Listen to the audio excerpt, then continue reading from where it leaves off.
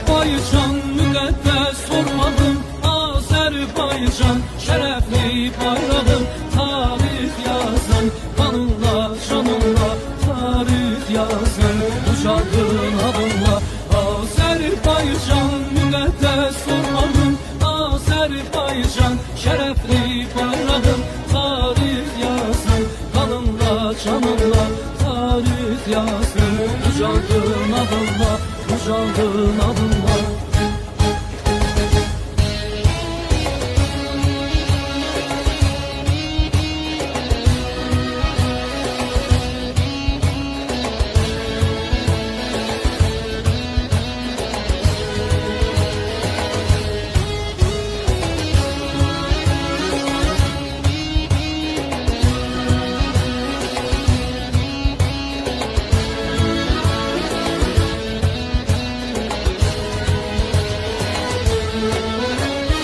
Haqqımız bizlərə minnətdir şəhid qardaşlar, yolumuz hər kəsə ibrətdir şəhid qardaşlar. Bu şəhidlik elə bir allı uca mərtəbədir, siz ucaldınız ora qeyrətdir şəhid qardaşlar.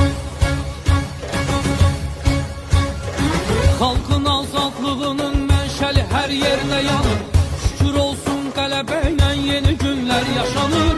Nə gözəl mənzərə üç rəngə boyanmış Qarabağ, çünki hər yerdə bizim bayrağımız dalğalanır.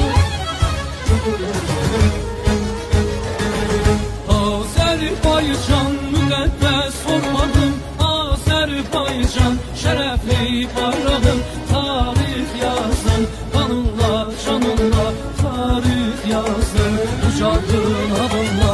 Azerbaycan müqəddəs torpağım, Azerbaycan şərəfli bayrağım, tarix yazın qanınla, canınla, tarix yazın ucaldın adınla, ucaldın adınla.